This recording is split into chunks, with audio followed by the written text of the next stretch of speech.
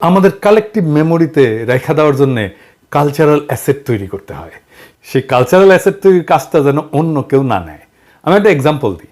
খোকা ঘুমালো, পাড়া জোড়ালো, বর্গি এলো দেশে, বুলবুলিতে ধান খেয়েছে, খাজনা দেবো কিসে। এই যে লুলাবাই, লুলাবাই মানে রাতের ঘুম পাড়ানি গান, এর মধ্যে কিন্তু লুকায় আছে সেই বর্বর আগ্রাসনের কথা। যুগের পর যুগ ধরে বর্গিরা এসে যে বর্বর আক্রমণ চালাইছিল বাংলায়, সেটার কথা। বর্গিরা কারা ছিল জানেন? মারাঠারা। কিন্তু অত্যাচারের মাত্রাটা কি ছিল জানেন? আমি নিশ্চিত জানেন না। আগে তো ইতিহাস লেখা হইতো না, মানুষ গানে কবিতায় সেসব লিখে যাইত। এটাই কালেকটিভ মেমোরিতে সেই সমস্ত ইতিহাস লিখে যাওয়া, এবং এটা লিখে গেলেই এটা যুগ যুগ ধরে শতাব্দীর পর শতাব্দী ধরে চলে। এক বাঙালি কবি এই বর্গির হামলা নিয়ে লিখছিল, গঙ্গারাম, ধর্মে হিন্দু, সেটা কবিতা লিখছিল সেই সময়, ওই সময়ের ভাষায়। শুনাই তাইলে, শুনলে হয়তো ভালো লাগবে না, আমারও শোনাইতে ভালো লাগবে না, কিন্তু আমাদের যুগ যুগ সঞ্চিত বেদনার উৎস কিভাবে গানে কবিতায় আমরা লিখে রাখছিলাম সেটা আমাদের জানা দরকার। সবাই পালাই গেছে বর্গি আসার খবরে, তারপরে গঙ্গারাম লিখতেছে, এই মতে সব লোক পলাইয়া যাইতে আচম্বিতে বর্গি গেরিল আইসার সাথে, মাঠে গেরিয়া বর্গি দেয় তবে সারা, সোনা রূপা লুটে নেও আর সব সারা। কারু হাত কাটে, কারু নাক কান, একই চোটে কারু বধে পড়ান। মোহিনী স্ত্রীলোক বান্ধি ধৈরা লইয়া যায়, আঙ্গুঠে দড়ি বান্ধি দেয় তার গলায়। একজনে ছাড়ে তারে আর একজন ধরে, রমণের ভারে তাই শব্দ ফারে। আকাশ বাতাস কান্দে, কান্দিছে পাষাণ, রাখো কিষ্ট কালী আল্লাহ ভগবান। কি বুঝলেন? শুধু সম্পদ লুইটা মাইরা কাইটেই যাইতো না, নারীদেরকে নিদারুণ অসম্মান করত। এই ইতিহাস আপনাকে কেউ বলছে? বলেনি, বলবেও না। শুধু শুনবেন 2 লাখ মা বোনের ইজ্জতের বিনিময়ে স্বাধীনতা পাইছি, যেন এর আগে কোনো আমাদের ইতিহাস নাই। তাই আওয়ামী ফ্যাসিবাদের ইতিহাস আমাদের কালেকটিভ মেমোরিতে জাগায় রাখতে হবে। কিভাবে? প্রথমে গানে। আন্দোলনের সময় আমাদের বেশ কিছু র্যাপার উঠে আসছে, আওয়াজ উঠা গানটা শুনছেন না? আর অনেক গান দেখলাম। আজকে একটা, এই যে পায়েল নামের এই ছেলেটা গান একটা শুনলাম, কি অসাধারণ গান। এরিজা সাহেব একটু শোনান। ভুলবো না তো তোমাদের এই রক্তের অবদান, রক্তের বন্যায় আজ ভেসে গেল অন্যায়। সোনার বাংলা, সোনার ছেলে রয়েছে এদেশে, বাংলায় আমার, বাংলা তোমার, বাংলাই গাই গান। কবিতা লিখতে হবে, লুলাভাই লিখতে হবে, মানে ঘুম পাড়ানি গান লিখতে হবে, ছড়া লিখতে হবে, নাটক লিখতে হবে, ছবি আঁকতে হবে। আমরা এই লড়াইয়ে এক মহান শিল্পীকে পাইছি, দেবাশিস। তার পোস্টার হাতে হাতে ঘুরছে সারা দুনিয়ায়, কি অক্লান্তভাবে ছেলেটা কাজ করে গেছে। আমাদের রেসপেক্ট। এই লড়াইকে ফিলোসফাইজ করতে হবে, মানে দার্শনিকীকরণ করতে হবে। এই লড়াইয়ের পিছনের দর্শন বের করে আনতে হবে। এই কাজে সিনিয়রদের মধ্যে আছেন ফরহাদ মজার, আছেন সলিমুল্লাহ খান, আছেন ইয়াংদের মধ্যে আছেন পারভেজ আলম, রকমনু, রিফাত হাসান, মুরাদুল ইসলাম, তুহিন খান, আরো অনেকে নিশ্চয়ই আছেন। আমি যাদের লেখা নিয়মিত পড়ি তাদের কথা বললাম। ওনাদের দায়িত্ব নিতে হবে। আমরা এই একটা জায়গায় দারুণ শক্তিশালী, আমি কনফিডেন্ট ওনারা ওনাদের দায়িত্ব পালন করবেন, বাংলায় এবং ইংরেজিতে। আমাদের সাহিত্য লাগবে, এই জায়গায় আমরা দুর্বল। কিন্তু আপনাদের কিভাবে বলি যে আমার কিঞ্চিত দক্ষতা আছে সাহিত্যে, গ্লোবাল ন্যারেটিভ তৈরির এই কাজটা আমি কিছুটা করে দিতে পারবো। আমার আগামী বইটা বের হলে দেখবেন এই কাজ আমি আধা করে রাখছি, বাকি কাজটা করে দিতে পারবো। আমাদের মিউজিয়াম লাগবে। আমার সাজেশন, ধ্বংস করে দেওয়া গণভবন হোক সেই জায়গা, যেখানে বিস্তৃত জায়গা জুড়ে আওয়ামী ফ্যাসিবাদের নানা কাল, তার নিপীড়ন নির্যাতনের ডকুমেন্টেশন থাকবে। ওইখানে মানুষ ঘুরে ঘুরে ঘুরে ঘুরে দেখবে। আয়না ঘরকে অবিকৃত রেখে সেটাকে আমরা মিউজিয়াম বানাবো। কমিক্স বানাইতে হবে, অ্যানিমেটেড সিরিজ বানাইতে হবে অসংখ্য। একটা ওয়েবসাইট বানাইতে হবে, সেখানে আওয়ামী আমলের নিহত, নির্যাতিত, গুমের শিকার সকলের ডেটাবেজ রাখতে হবে। কিভাবে সে মারা গেল, কবে মারা গেল, দরকার হলে তার ভিডিও, ছবি, কে মারছে তার ছবি, সবকিছু রাখতে হবে। সকল ফ্যাসিস্টদের ছবি, কর্মকাণ্ড, পরিচিতি থাকবে। ওরা যেন প্রজন্মের পর প্রজন্ম ধরে ঘৃণিত হয়। দানবীয় রাষ্ট্রের কারিগর বলে এই যে বণিক বার্তা একটা তালিকা তৈরি করছে, এই তালিকাটা আরো আরো বিস্তৃত করতে হবে, এটাকে আরো রিফাইন করতে হবে। কেউ একজন প্রত্যেকের আমল নামা তৈরির কাজে হাত দেন। এখানে তালিকাতে যারা আসছে প্রত্যেকের কি জন্য আমরা তাকে বলতেছি এই ফ্যাসিস্ট দানবীয় রাষ্ট্রের কারিগর। কেউ না করলে আমি করব, অসুবিধা নাই।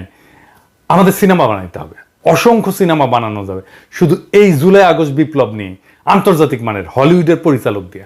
আমি যা যা বললাম তার মধ্যে আমি হয়তো নিজে ছবি আঁকতে পারবো না, গান গাইতে পারবো না, কিন্তু অনেক কিছুই নিজে পারবো, যেমন সিনেমা বানানোর জন্য প্রযোজনা করতে পারবো, টাকা জোগাড় করে দিতে পারবো, স্ক্রিপ্ট লিখতে পারবো, কিন্তু আমার এই কাজগুলো আমাদেরকেই করতে হবে দেশের ভবিষ্যৎকে নিরাপদ করতে।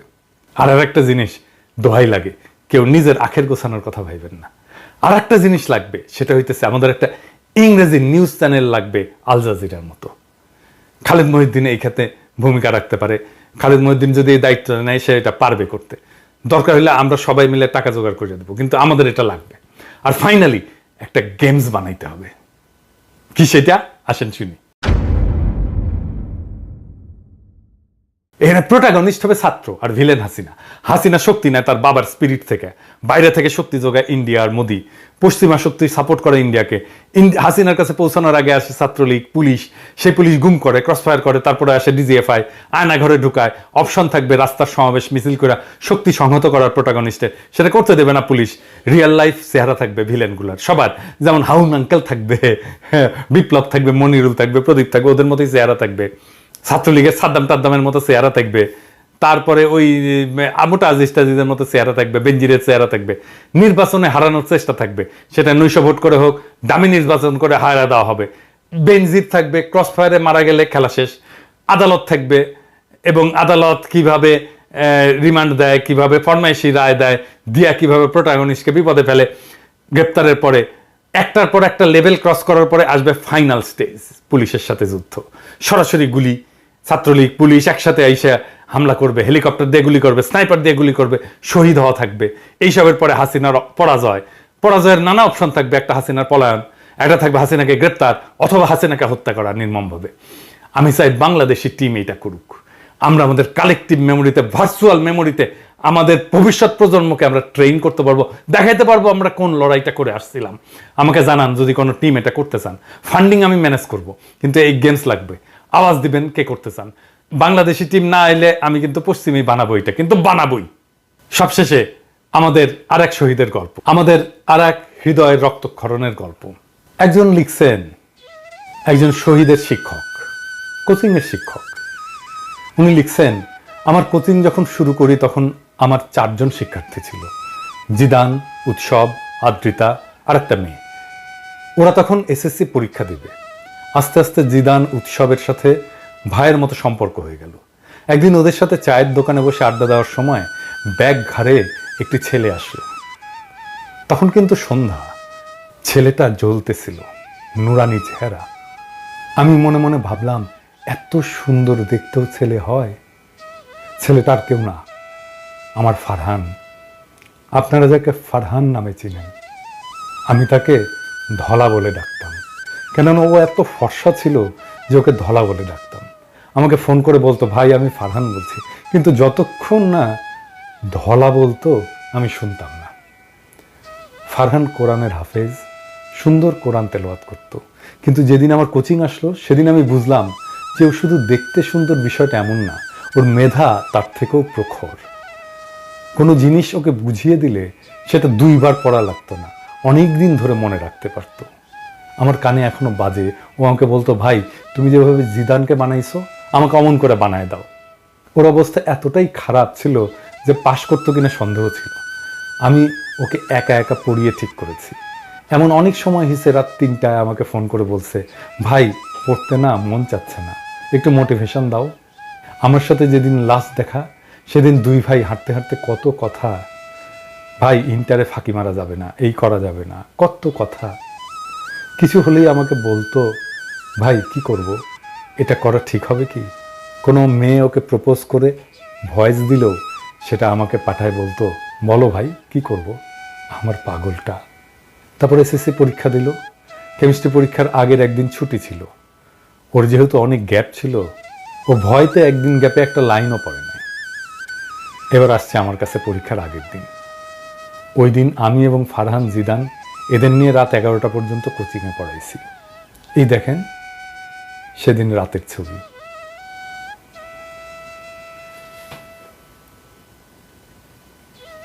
যেই দিন পরীক্ষা শেষ তার পরদিন সকালে উঠেই বান্দাগুলো আমার কোচিংয়ে হাজির।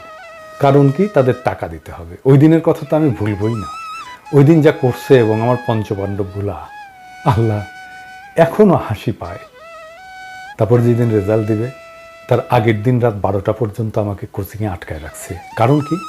তার ভয় লাগতেছে সে কি প্লাস পাবে নাকি। আমার কোচিংয়ে সেই বিকাল থেকে এসে বসে আছে।